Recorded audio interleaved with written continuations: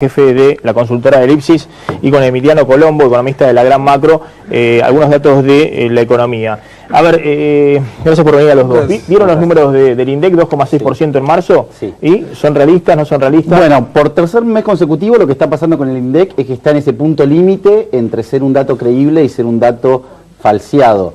Mi impresión, a medida que se acumula la evidencia, es que lo que está pasando en el INDEC es no tanto que se dibuja como en el pasado, no es lo que hacía Moreno, que directamente digitaba los resultados, sino que hay algunos vicios en la metodología que hacen que, por ejemplo, los precios cuidados, el rol que juegan los precios cuidados, sesguen las mediciones hacia abajo. Con lo cual mi impresión es que, y a medida que pasan los meses la voy confirmando... Es decir, que se pondere mucho en la medición los precios cuidados. Los precios cuidados están ensuciando la medición, llevando a una subestimación de la inflación que puede estar entre medio punto o un punto. Un poco lo de la Ciudad de Buenos Aires, lo que yo mostraba. Claro, digamos, que te mide un punto por arriba todos los meses. Exactamente, sí. Emiliano Colombo. Sí, mira, yo creo que hay dos lecturas. La primera, que hay una desaceleración del ritmo de crecimiento de los precios, esto es evidente.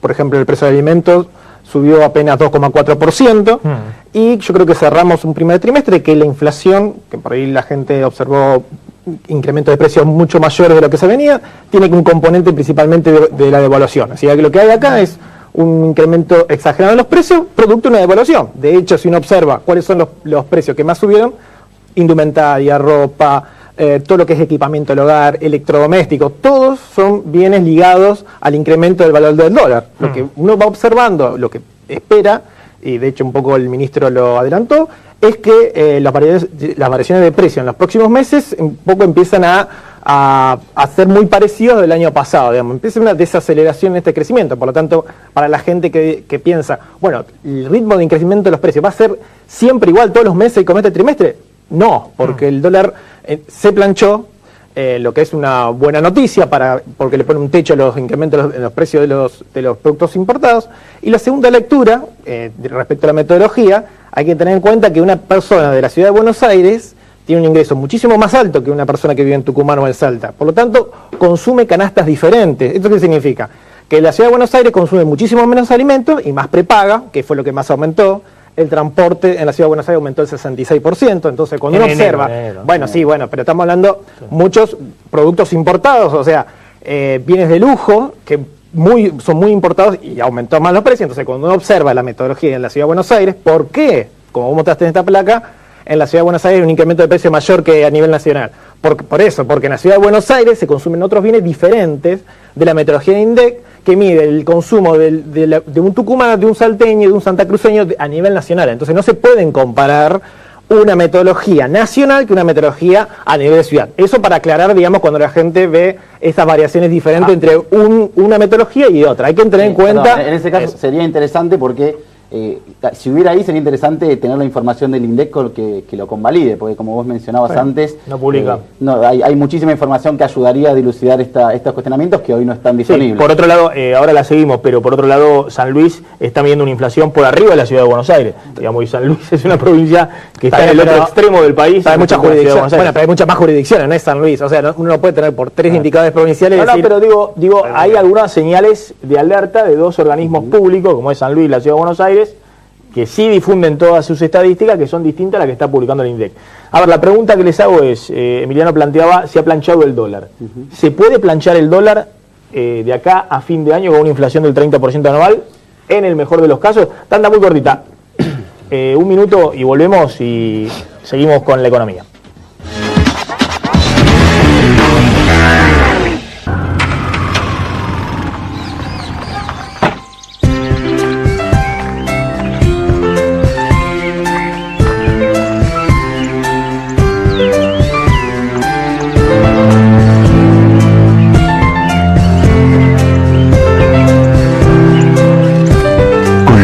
Y Somiers, Luna del Sur. Dormí tranquilo, dormí mejor.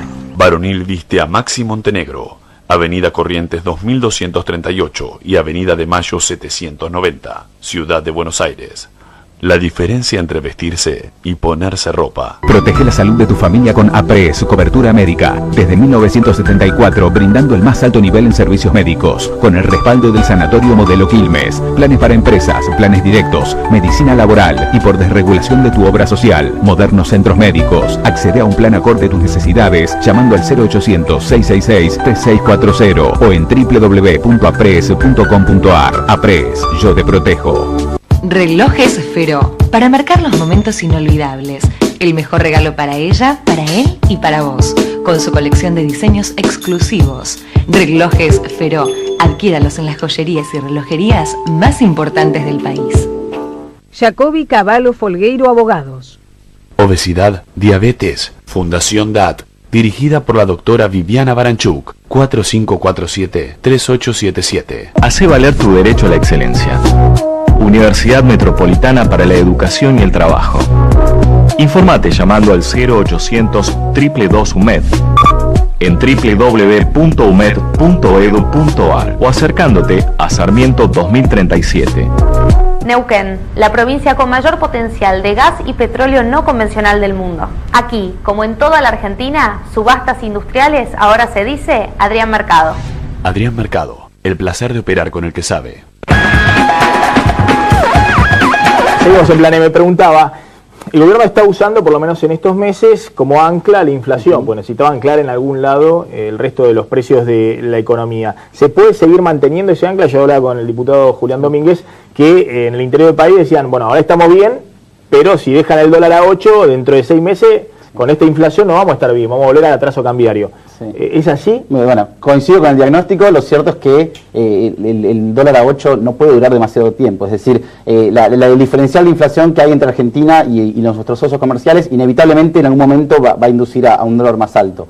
El riesgo que está viviendo hoy la Argentina es que el gobierno considere ganada la batalla y que se endulce en mantener esta paridad cambiaria durante mucho tiempo, lo cual eventualmente puede de vuelta generar un atraso cambiario, y cierto temor me genera en ese sentido lo que acaba de pasar en el Banco Central. Hoy hubo una licitación en la cual el Banco Central dio alguna señal de estar intentando bajar las tasas, es decir, comenzando a deshacer algunas de las cosas que le permitieron poner la macroeconomía en orden en los últimos meses. Con lo cual, el mayor riesgo es ese, y el desafío táctico no es menor de pasar de este dólar fijo a 8 a el escenario de devaluación que inevitablemente va a llegar en algún momento. Pero si el central no baja las tasas, mata el consumo, mata la inversión, mata el crédito. Sí, bueno, pero hay que tener en cuenta que Argentina todavía no desapareció completamente el escenario de crisis de balance de pagos. Es decir, hay algo mucho peor que una recesión, que es lo que estamos viviendo, que es una crisis mayúscula de balance de pagos. Entonces, hoy este escenario es mejor que el que vivíamos, o sea, no es óptimo en el sentido de que el empleo no está creciendo, los salarios están bajando, pero es mejor que el que se surgía a fines del año pasado, esa crisis de balance de pago con las reservas que se estaban deshaciendo, y bueno, el riesgo es que endulzados por la nueva bonanza macroeconómica vuelvan a gestar esa situación nuevamente. Emiliano. Bueno, yo creo que primero, me parece que respecto del dólar, el Banco Central volvió a tener el control del tipo de cambio, y esto ha tranquilizado a todos los sectores. Hay que tener en cuenta que en enero realmente el mercado como que se quería llevar puesto al gobierno, lanzaban diferentes versiones apocalípticas, que el blue se iba a disparar, hoy el blue está cayendo, se está estrellando.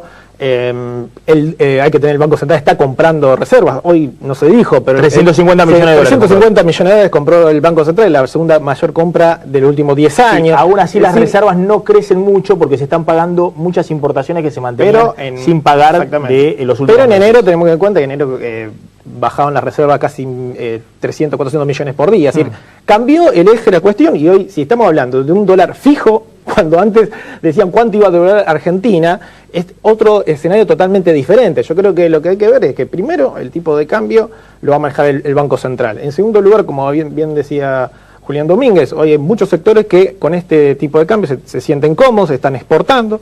En segundo lugar, hay que tener en cuenta que, para decirle a la gente, las exportaciones no solo tienen que ver con el tipo de cambio, tienen que ver con otras variables. El comercio internacional a nivel mundial se está desacelerando respecto de lo que se crecía el 6-7% anual, por lo tanto las exportaciones en Latinoamérica están bastante por debajo. Brasil tiene también un gran problema en las exportaciones, es decir, el tipo de cambio muchas veces acá se lo repondera como que va a ser la luz salvadora para las exportaciones, y no es tampoco tan así. Yo creo que en este sentido, me parece, como rectifico, el tipo de cambio, la batalla cambiaria se gana todos los días, no es una batalla cambiaria de un día, sino diariamente. En segundo lugar, el tema de las tasas de interés. El fin de semana hablaba con un empresario tucumano que decía que estaban cobrando 60% de interés de capital de trabajo. Es una tasa muy alta que afecta a la actividad económica. Entonces, yo creo que enhorabuena, el Banco Central empieza a bajar las tasas para un poco apuntalar la actividad económica. Yo creo que es un aire fresco para los empresarios y para el financiamiento. Estoy casi sin tiempo. ¿Se puede volver a crecer este año con creación de empleo?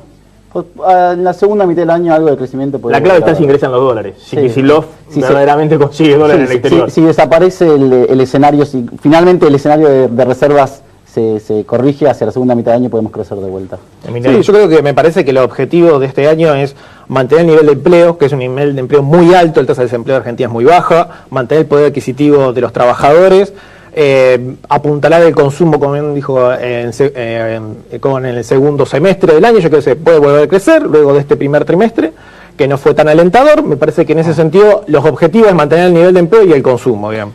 Gracias a los dos por haber estado esta noche en Plan M. Vamos volando una